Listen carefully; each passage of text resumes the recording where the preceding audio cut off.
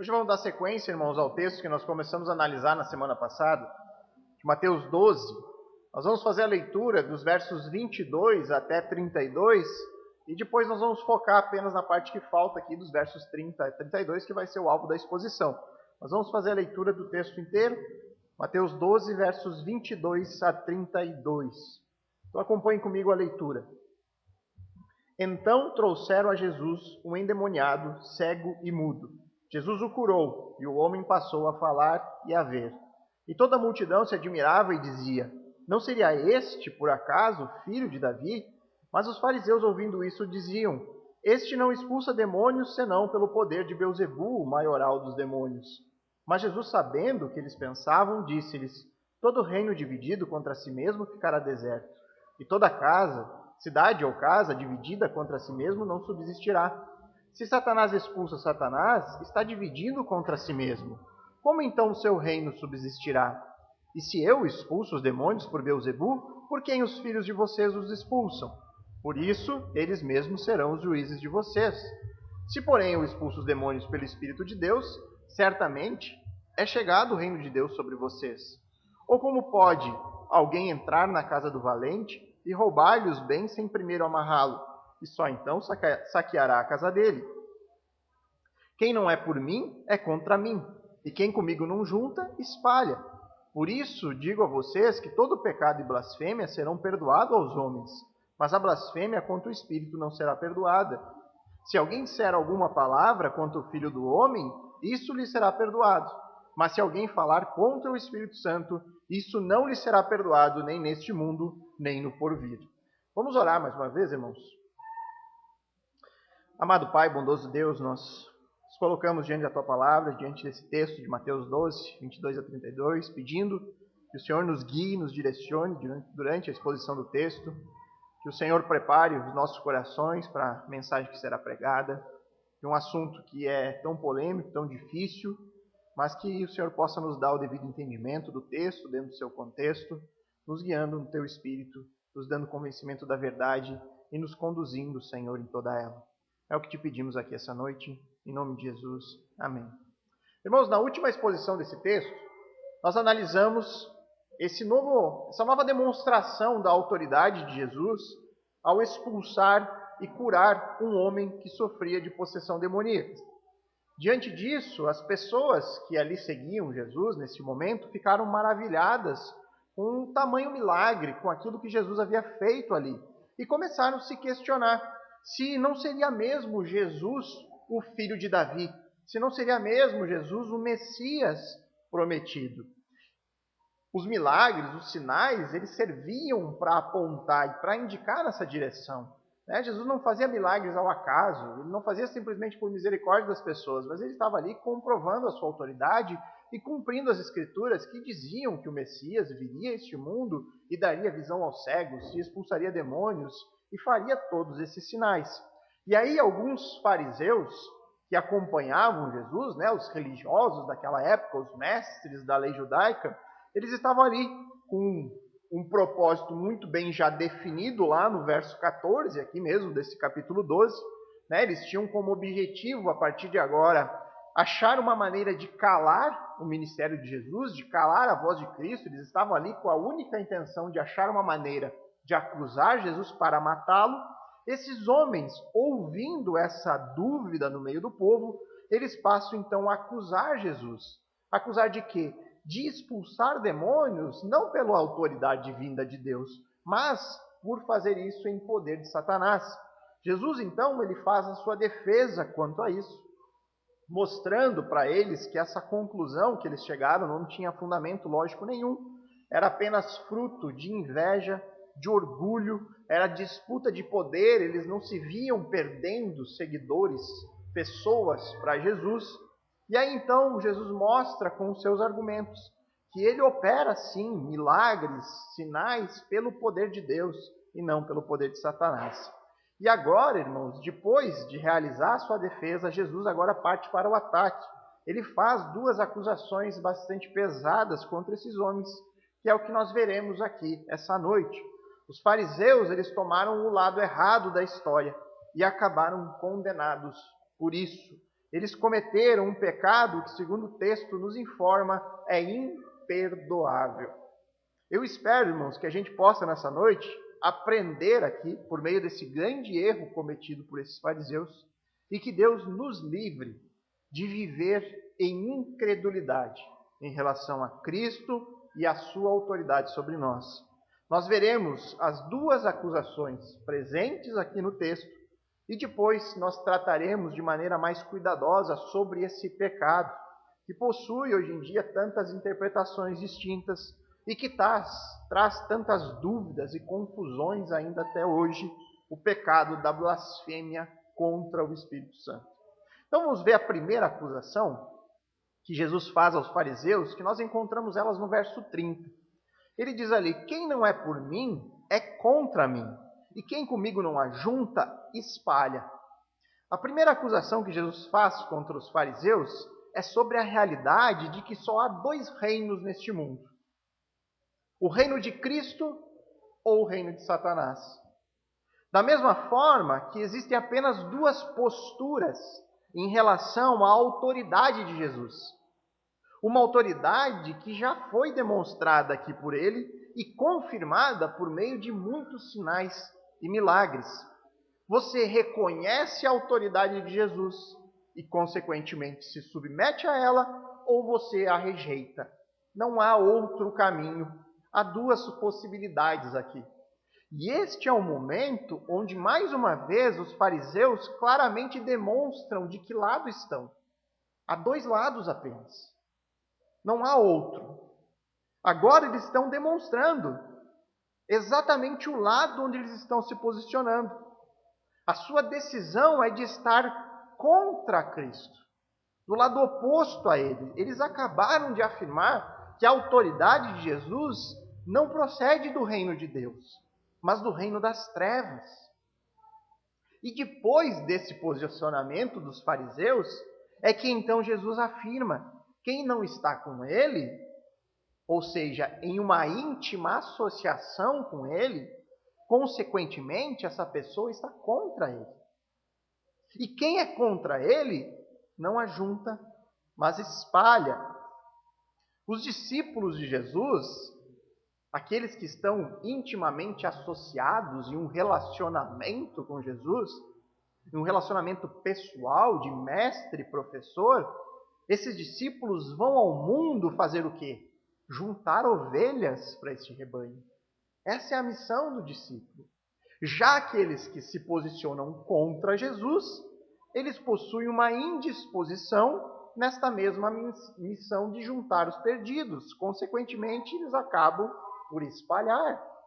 E em muitos casos, aqueles que ficam contra Jesus fazem isso literalmente por meio da perseguição, espalhando o rebanho de Deus.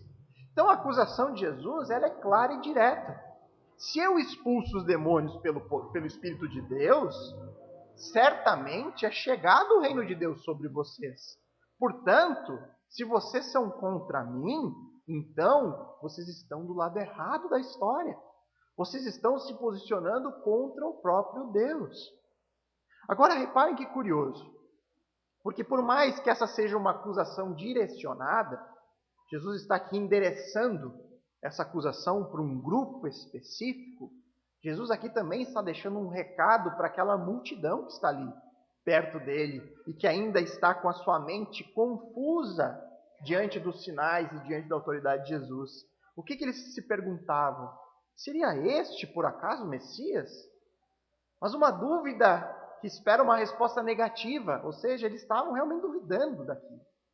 Eles viam que os sinais eram poderosos, indicavam que Jesus é, de fato, o Messias, mas a mente deles está completamente confusa, porque esse Messias não atende às expectativas do povo. E aí o recado para a multidão que Jesus está dando a eles é que quando se trata da autoridade de Cristo, estar em um estado de dúvida, ou até mesmo de neutralidade, é a mesma coisa que estar contra ele.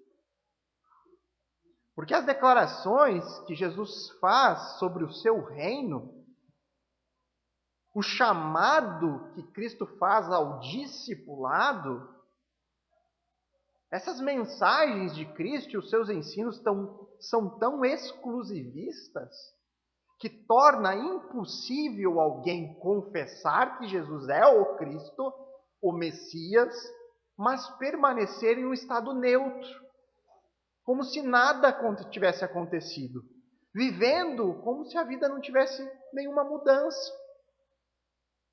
E basta, para nós pensarmos mais profundamente sobre isso, nós recordarmos de um texto, aqui mesmo de Mateus, que Jesus já ensinou, no capítulo 10, verso 37, onde Jesus diz aos seus discípulos: quem ama o seu pai e a sua mãe mais do que a mim, não é digno de mim.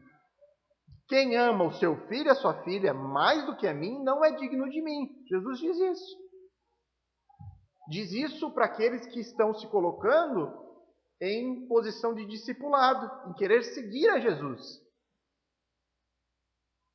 E como se manter neutro diante de uma declaração como essas?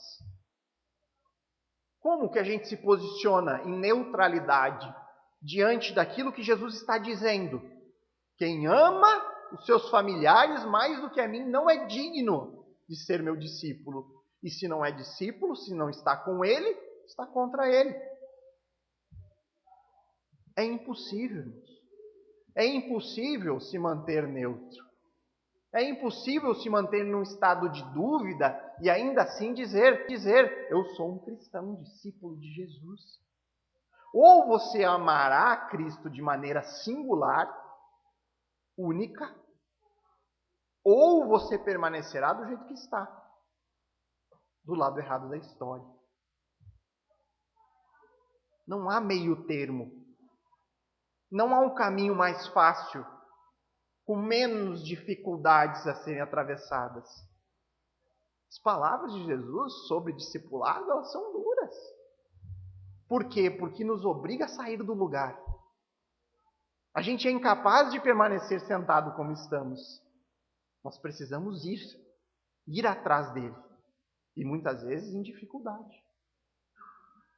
O alerta de Jesus nesse ponto do seu ministério, ele é tão impactante para essas pessoas que estão ouvindo a voz de Jesus nesse momento na história passada, quanto é impactante para nós hoje. Carson, o teólogo conhecido, aí, ele escreve no seu comentário de Mateus algo que é bem importante. Ele diz assim, escutem bem o que ele diz. Ele diz, não seguir a Jesus de todo o coração é tão perigoso quanto a total oposição. Não seguir Jesus com todo o seu coração é tão perigoso quanto se botar em oposição completa contra ele. Por quê? Porque no fim, as duas coisas levam ao mesmo lugar. O ensino bíblico é de que não existe caminho do meio. Você tem vida apenas em um relacionamento de discipulado com Cristo. O problema, irmãos, se agrava quando nós vamos para o nosso contexto atual, onde a mensagem do Evangelho, do discipulado cristão, é constantemente diluído em água com açúcar para as pessoas beberem. Onde é muito fácil dizer, eu sou um cristão. É muito fácil dizer, eu estou unido a Jesus. Mas o conceito hoje é muito diferente do conceito bíblico de discipulado, de verdadeiro discipulado cristão. E eu digo por quê que é tão difícil e tão diferente. Porque hoje em dia muitos afirmam seguir Jesus, afirmam ser cristão, mas nem entendem o que isso significa. As pessoas não sabem nem o significado da palavra cristão e nem o significado da palavra discípulo. Ambas implicam em relacionamento. As duas implicam relacionamento com Jesus. Significa estar sob disciplina.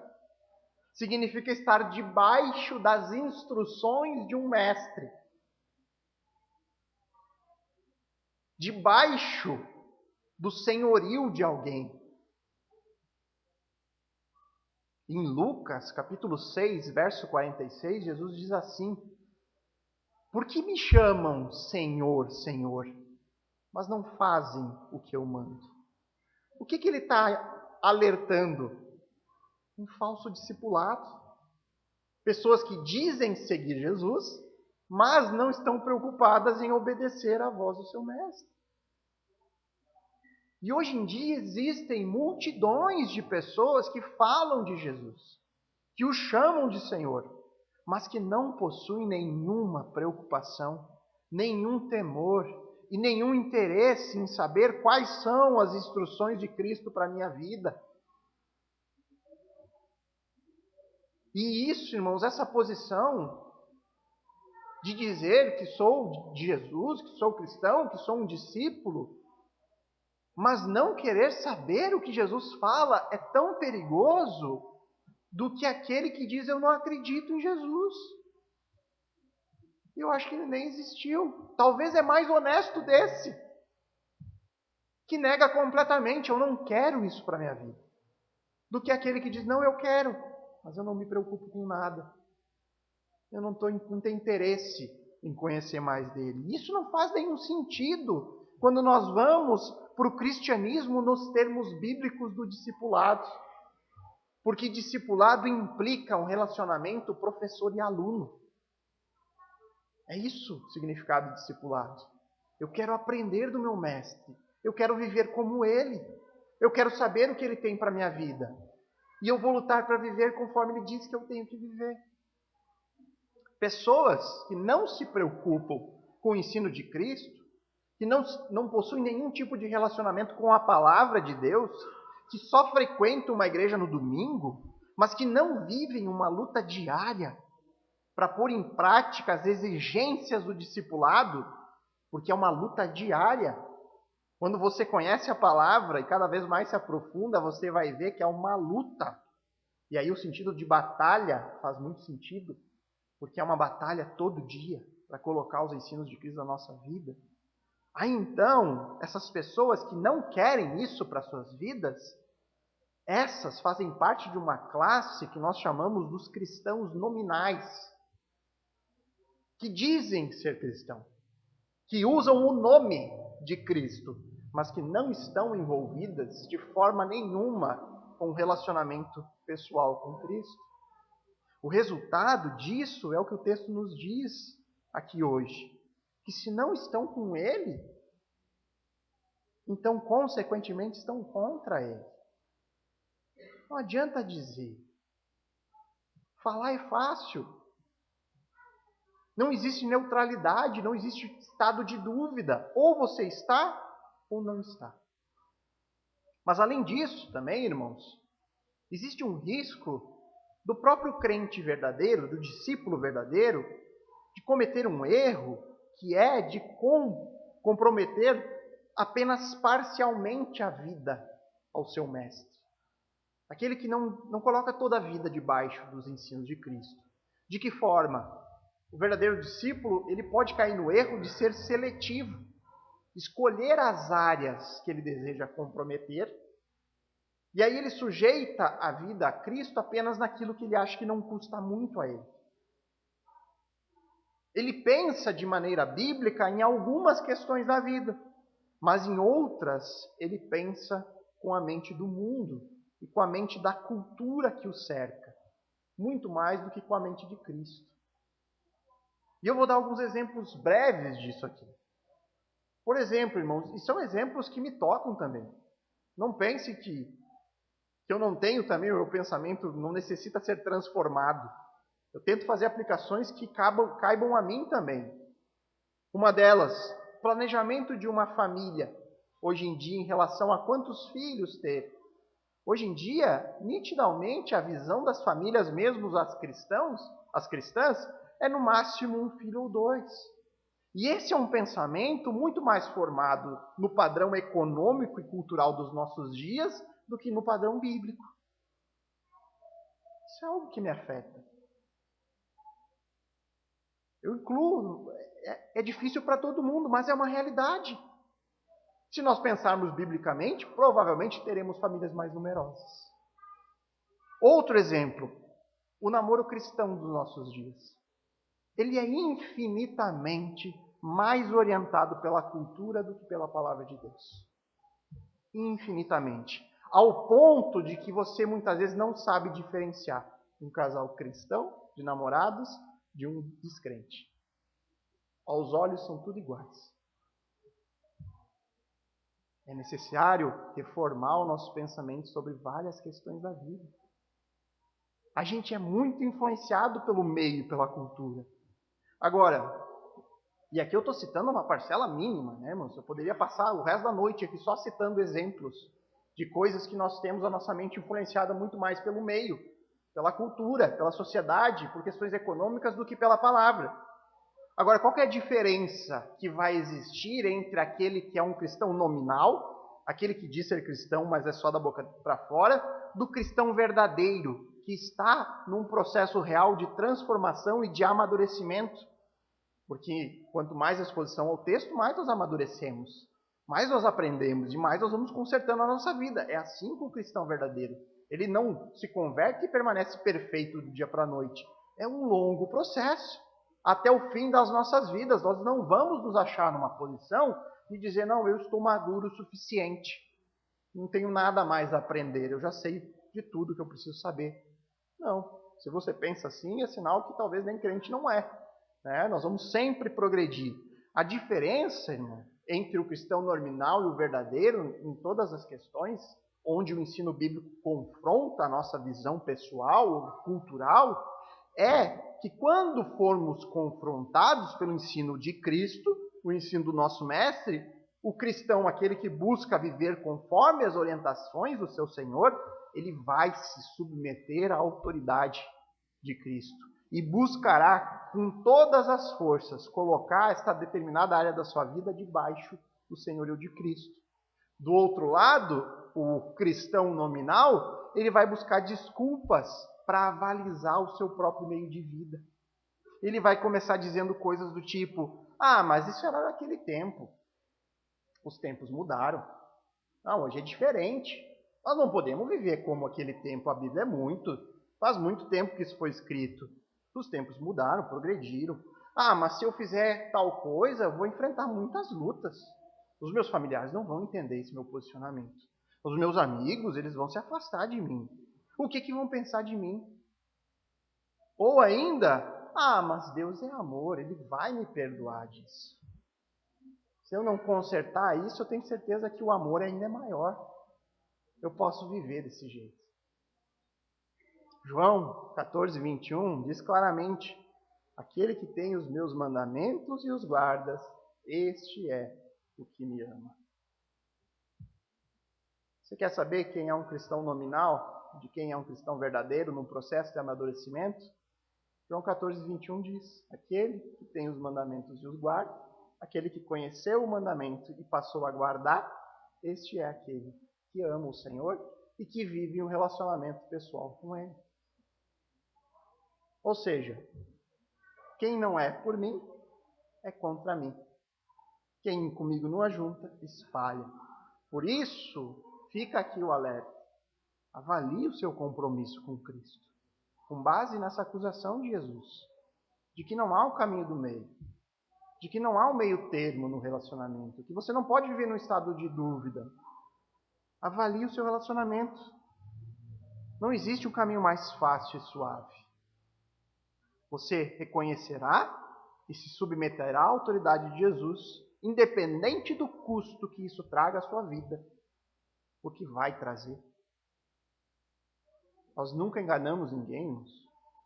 Ser discípulo de Jesus é muito mais difícil do que permanecer como está, do que viver conforme o mundo quer que a gente viva. É muito mais fácil você continuar na maré, sendo levado, do que você se posicionar como um cristão verdadeiro. É muito mais difícil. Ou você se submeterá ou você rejeitará. Ficar indiferente, querer achar um meio termo, é o mesmo que rejeição, segundo a palavra de Deus. Agora vamos à segunda acusação, nos versos 31 e 32. Por isso, digo a vocês que todo pecado e blasfêmia serão perdoados aos homens, mas a blasfêmia contra o Espírito não será perdoada. Se alguém disser alguma palavra contra o Filho do Homem, isso lhe será perdoado. Mas se alguém falar contra o Espírito Santo, isso não lhe será perdoado, nem neste mundo, nem no porvir. Percebam a ligação que há entre os dois versículos, o anterior e esse agora do 31. A transição aqui é feita por isso, né? Ou por esse motivo. Ou seja, é como se Jesus estivesse dizendo: porque quem não é por mim é contra mim, que eu digo para vocês essas coisas agora. Por causa do que eu disse no versículo anterior, eu vou dizer isso aqui. Todo pecado e blasfêmia serão perdoados. Aqui não há nada de novo. Nós sabemos que por meio de Jesus, por meio da fé nele, temos todos os nossos pecados perdoados. Todos. A nossa dívida é completamente paga. Pecados do passado, pecados do presente e pecados ainda futuros. Mas, dentro da categoria de pecados, Jesus faz a citação de um pecado específico, que é a blasfêmia. E no grego, essa palavra ela tem o sentido de usar uma linguagem insolente para falar com Deus ou falar com outra pessoa.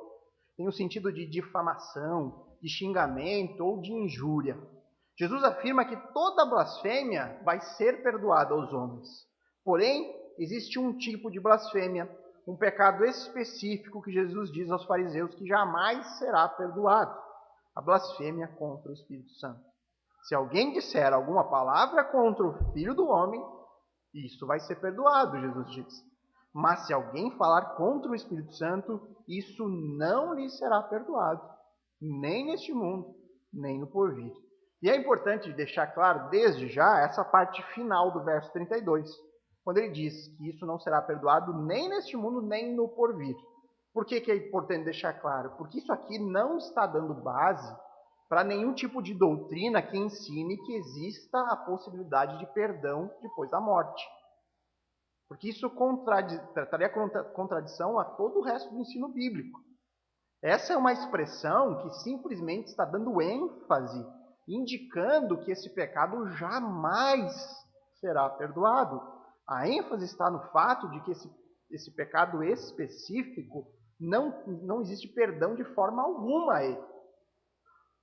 E aí depois, irmãos, eu vou explicar com maiores detalhes em que consiste esse pecado da blasfêmia contra o Espírito Santo, e eu vou entrar numa questão que é se esse pecado ainda pode ser cometido em nossos dias.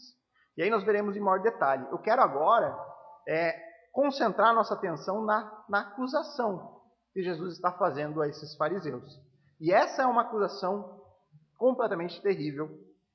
É a pior acusação que alguém poderia escutar nessa vida, que é ouvir da própria boca do Senhor Jesus Cristo, né, dizer, Jesus disse a recém que eles estavam do lado errado da história, né? Eles estavam ali se opondo a Cristo e ao seu ministério. Estavam acusando Jesus de possuir uma autoridade vinda de Satanás. E aí então Jesus diz a seguinte acusação, que é basicamente: vocês já estão condenados.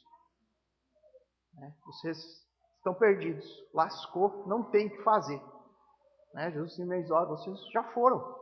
Vocês literalmente são mortos-vivos aqui. Vocês já estão em morte eterna. Vocês estão completamente condenados. Não há mais nada o que ser feito. Não há como vocês receberem perdão por conta disso que vocês estão fazendo aqui. Por conta desse pecado cometido. Um pecado que é imperdoável. Não há perdão para vocês. O destino de vocês está selado. Imagine, irmãos, isso. Pensa no peso que é receber um troço desse.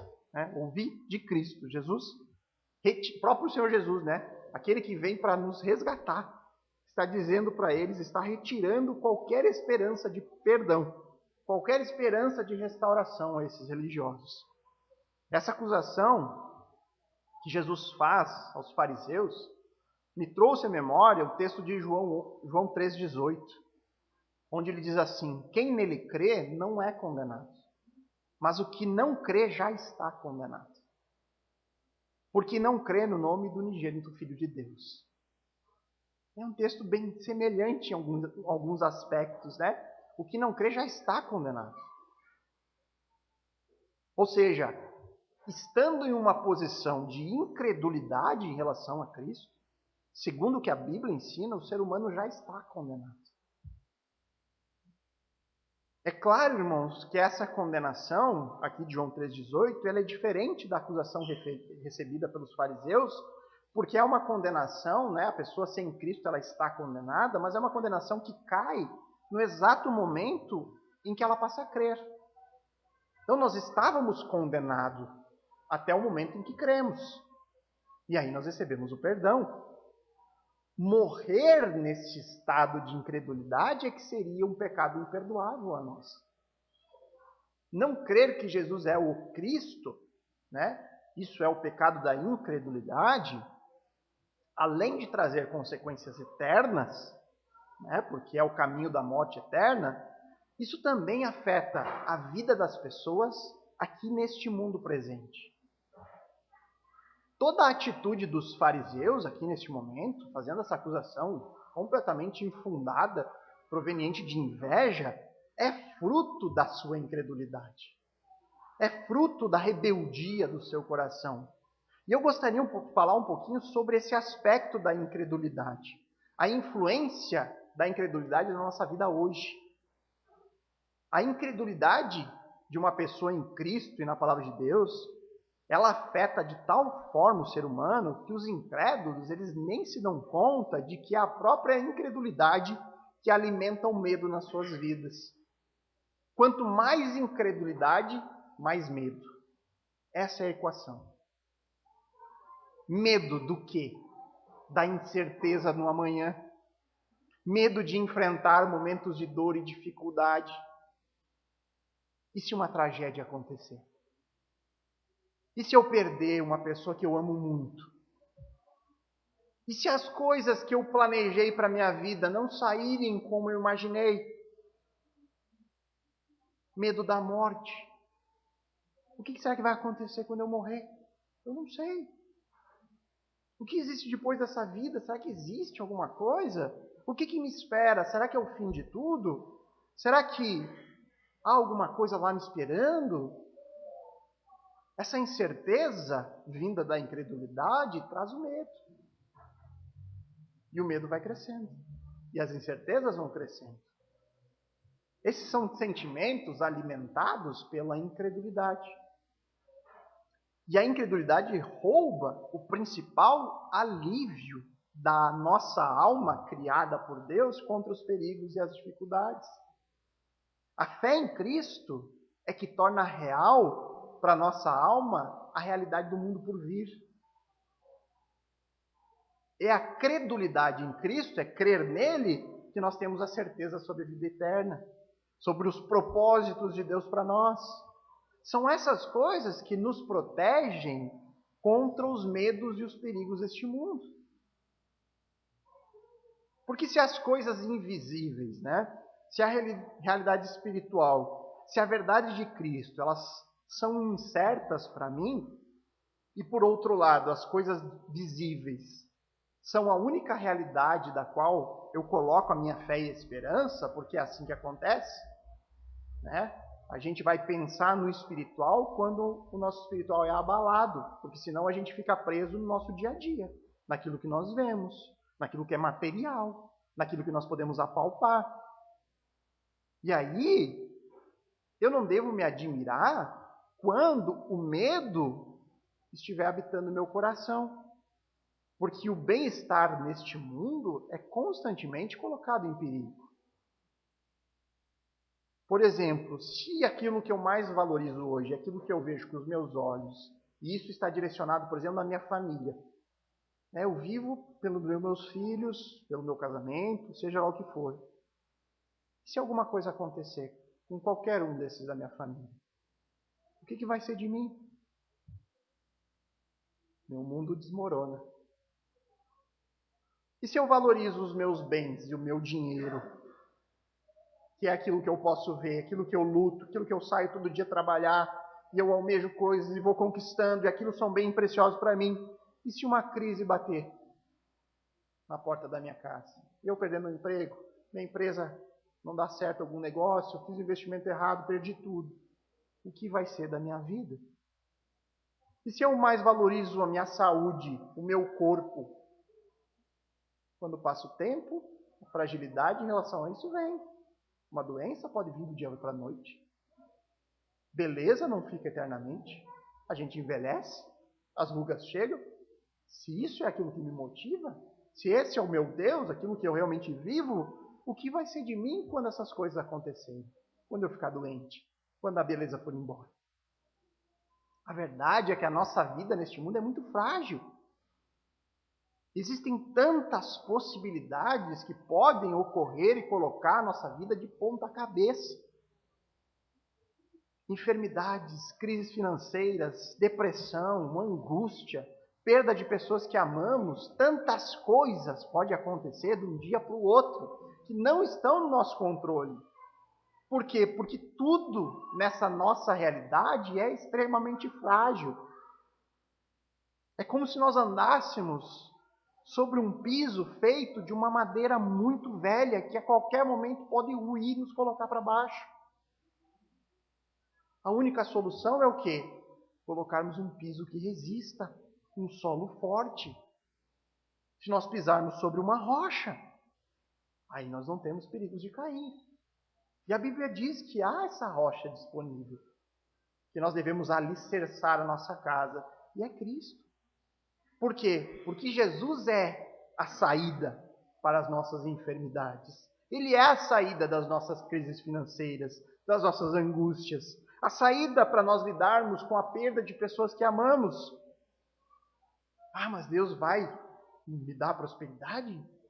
Deus vai me curar de todas as minhas doenças? Não. Mas Ele dá o caminho para nós enfrentarmos essa dificuldade sem nos desesperarmos. Por quê? Porque Ele faz a gente olhar a vida não mais na questão material e visível, mas espiritual. Nós esperamos a vida, a verdadeira vida que está por vir. Crer em Cristo significa nova vida. Viver uma vida que vale a pena ser vivida. Significa ser separado do mundo. Um mundo que vive em rebelião contra Deus. Significa se reconciliar com o seu Criador. E principalmente significa a certeza da vida eterna, que consiste em conhecer verdadeiramente aquele que nos criou. E isso nos basta. Isso basta ao verdadeiro discípulo. Porque o que ele mais quer é ter um relacionamento pessoal com o seu Deus, o seu Criador, o seu Redentor. Significa, irmãos, entender que todo sofrimento nessa vida é passageiro. Entender que se Cristo sofreu, nós também sofreremos aqui. Significa valorizar aquilo que tem valor eterno. Aquilo que tem de fato um valor que é real e que não perde com o tempo. Diante disso, irmãos, nós teremos duas reações possíveis também. Ou nós teremos fé nisso, acreditaremos que Jesus é quem Ele disse que é, creremos nele e buscaremos conhecê-lo cada vez mais em um relacionamento pessoal com Ele, ou nós permaneceremos na incredulidade. Permaneceremos alimentando os nossos medos e as nossas incertezas sobre a vida e a vida por vir. Continuaremos com medo do amanhã, com medo da morte e com todos os outros medos que a incredulidade traz consigo. É isso que a Bíblia ensina. E qual vai ser a sua decisão sobre isso? Vai permanecer no pecado imperdoável da incredulidade, com a sua condenação que é certa, ou você tomará posse da verdadeira vida por meio da fé em Jesus Cristo. E aí você desfrutará de uma nova vida. Então, irmãos, depois de analisar as duas acusações que Jesus faz aqui aos fariseus nesse texto, onde a pior acusação que poderia ser feita aconteceu, Jesus diz para esses homens: vocês estão condenados. Nós vamos falar agora mais especificamente sobre esse pecado cometido por esses homens que causou essa tamanha desgraça, né? Eles são a definição, esses fariseus aqui, são a definição do termo desgraçado, né? Eles estão completamente desprovidos de graça, né? Não há chance mais alguma deles encontrarem graça no Senhor Jesus, né? Não há chance deles serem perdoados e serem salvos. Então vamos falar agora do pecado da blasfêmia contra o Espírito Santo, de maneira mais específica, né? Da maneira como ele está apontado aqui no texto. Um pecado que sempre causa algum tipo de dúvida sobre a sua natureza, sobre a sua aplicabilidade para nós nos nossos dias. Em alguns meios evangélicos, as pessoas costumam buscar no passado se em algum momento não cometeram esse pecado, porque se tiverem cometido não tem perdão, então não adianta nem continuar na igreja. Eles pensam assim, né? Se nós pecamos, cometendo esse pecado, não tem perdão, não há mais por que continuar buscando a Cristo, né? Não há perdão nem neste mundo, nem no porvir, conforme o texto. Mas o que nós vamos tentar entender aqui por meio do texto é o que significa exatamente esse pecado. E se existe a possibilidade de um de nós cometermos tão grave transgressão. Afinal de contas, Jesus diz claramente que todo pecado é perdoado, exceto um, a blasfêmia contra o Espírito Santo. Esse pecado jamais será perdoado. Os demais pecados, não importa quão grave eles sejam, todos são perdoados no momento em que você crê em Jesus. E no momento que crê, suas transgressões são apagadas, né? Então isso significa que por meio da fé no Messias, há perdão para Davi no seu adultério e no seu homicídio. Né? Por meio da fé em Messias, há perdão para Pedro, que negou o Senhor Jesus. Por meio da fé no Messias, há perdão para Paulo, na sua violência contra os cristãos antes da sua conversão. E que alívio é saber disso. Que alegria. Nenhum pecado é grave demais que a gente não encontre perdão. Menos um. A blasfêmia contra o Espírito, né?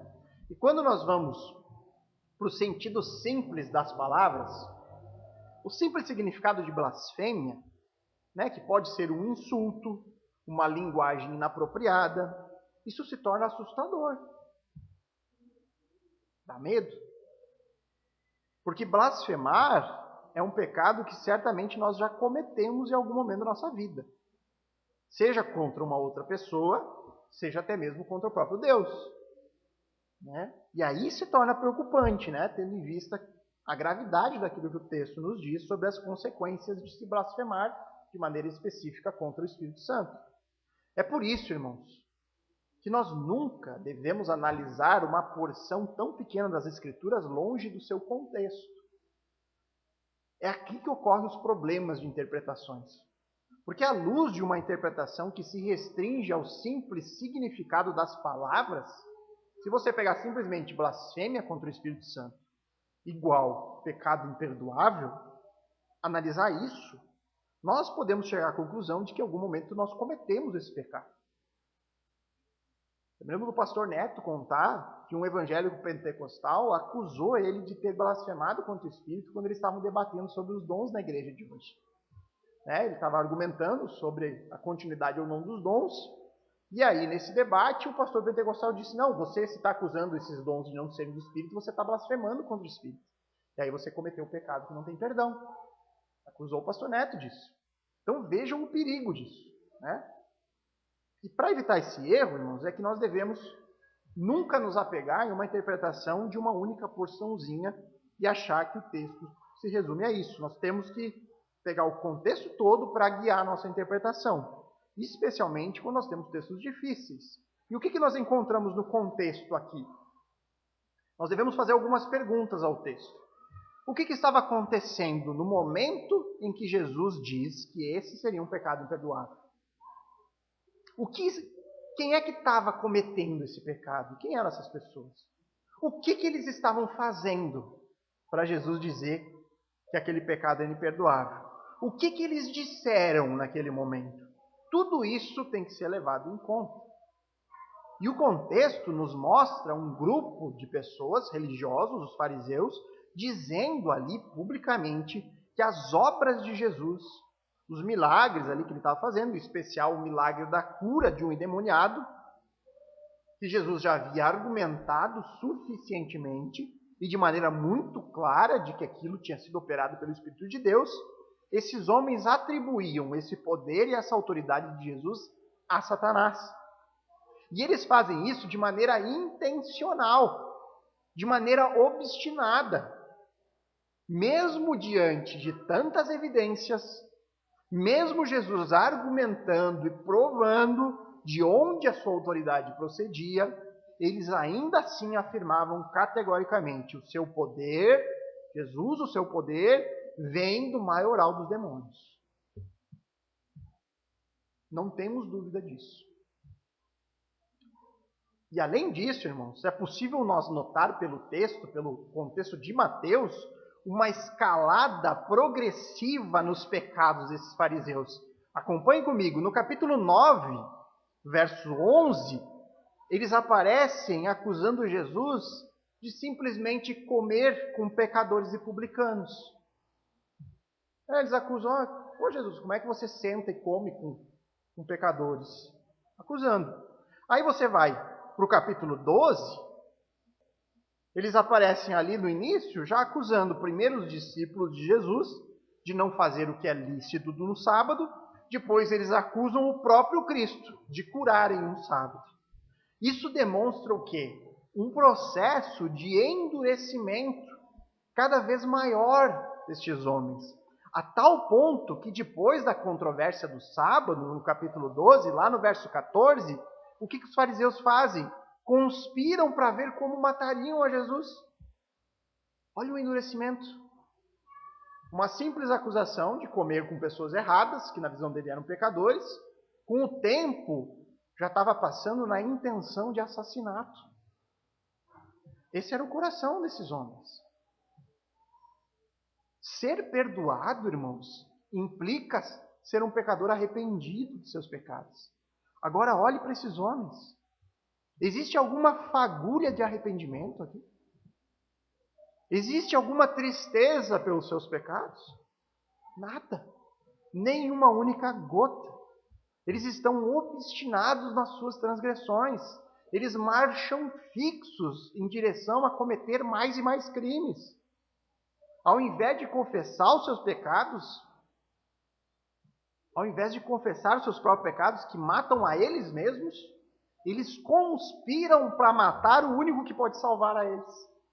Esse é o coração desses homens. O seu pecado é imperdoável porque eles estão completamente insensíveis à realidade que está diante dos seus olhos.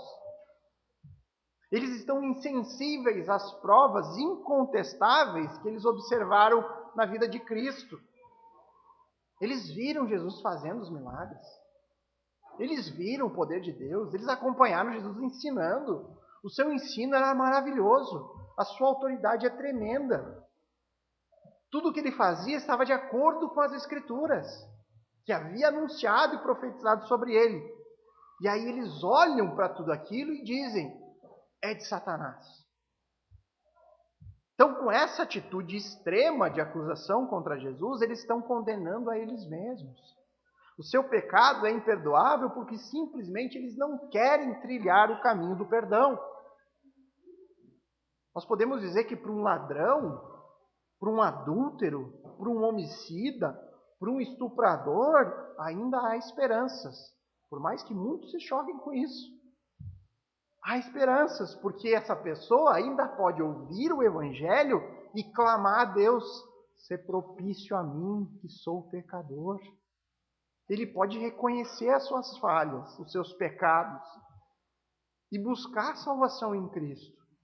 Mas para esses fariseus, o coração deles está tão endurecido. Existem tantas trevas aqui, que essas pessoas, esses homens, se tornaram incapazes de ouvir a voz do Espírito Santo. A incredulidade é tão grande que esse é um pecado mortal. O nível de endurecimento é tamanho que não há mais como haver redenção para eles. Então a blasfêmia contra o Espírito Santo é, portanto, o resultado gradual de endurecimento que o pecado faz no coração humano, que leva ele a morrer sem arrependimento. É resistir ao Espírito Santo até as últimas consequências. No caso desses homens, é ver com os próprios olhos a ação e o testemunho do Espírito Santo em relação a Cristo e permanecer decididos a matar o Senhor da glória. Eles esqueceram da orientação do Salmo 95, versos 7 a 8, que diz: Ele é o nosso Deus e nós somos povo do seu pasto e ovelhas de sua mão. Hoje, se ouvirem a sua voz, não endureçam o coração. Percebo, irmãos, por meio do texto e de todo o contexto envolvido aqui, que não há como hoje uma pessoa afirmar que alguém cometeu o pecado imperdoável da blasfêmia contra o Espírito Santo. Porque só Deus conhece o coração e o endurecimento de cada um. Não se esqueça do verso 25 aqui. Mas Jesus, sabendo o que eles pensavam, Jesus sabia o estado do coração deles. Jesus conhecia o mais profundo dos pensamentos desses homens. Jesus sabe das intenções mais ocultas da alma humana. Ou seja, esse era o ambiente ideal. Jesus estava ali presente. Manifestações incontestáveis do poder do Espírito Santo estavam operando ali. Cristo estava apto para emitir esse tipo de julgamento. Nós somos completamente incapazes de fazer isso. Nós jamais vamos poder dizer para alguém: você cometeu o pecado da blasfêmia contra o Espírito. Porque nós somos incapazes de conhecer o estado da incredulidade do coração de cada um. Então o que nós temos aqui, irmãos, nesse relato que nós analisamos hoje, é um testemunho poderoso que serve para nos trazer um grande alerta. Nós podemos aprender através desses fariseus que receberam essas acusações da boca de Jesus, o quão perto uma pessoa pode chegar do reino de Deus. O quão perto uma pessoa pode estar vendo a ação sobrenatural do Espírito Santo. O como uma pessoa pode participar de alguma forma disso, até mesmo experimentar por meio do convívio, pode até entender logicamente o Evangelho, compreender a mensagem, pode até concordar, achar, não, é verdade, esse é o caminho. Jesus é de fato o Salvador, né? Eu entendi o pecado, eu entendi que Jesus é a salvação pelo pecado, mas o coração permanecer indiferente ou até mesmo endurecido em relação a isso. Jesus acusou esses homens de terem percebido onde as evidências apontavam. Os sinais apontavam claramente: Jesus é o Messias. As suas obras eram incontestáveis, mas mesmo assim, seja por orgulho, por arrogância, por medo de perder poder que esses homens exerciam sobre o povo, basicamente por causa do pecado, esses fariseus atribuíram a autoridade de Cristo a Satanás, tornando-se assim indesculpáveis. Percebam, entretanto, irmãos, que não é necessário nós chegarmos ao extremo dos fariseus. O simples fato de ouvirmos o Evangelho e permanecermos indiferentes a ele é o suficiente para nos manter condenados. Não é necessário uma oposição declarada. Não é necessário você chegar ao extremo de dizer que Jesus é de Satanás. Não. É por isso que nós precisamos, com máxima urgência, resgatar o verdadeiro cristianismo no nosso meio. Nós não podemos correr o risco de sermos cristãos nominais, como eu expliquei antes, que se reúnem toda semana, mas que pouco se importam com os ensinos daquele que eles mesmos chamam de Senhor. Que não seja assim entre nós, irmãos. Porque o mundo está cheio de discípulos que apenas seguem os seus próprios interesses neste mundo. Que Cristo entre nós brilhe como o nosso bem mais precioso, como o nosso grande amor. Que nenhum sentimento domine mais a nossa mente do que o desejo de ver o Redentor face a face.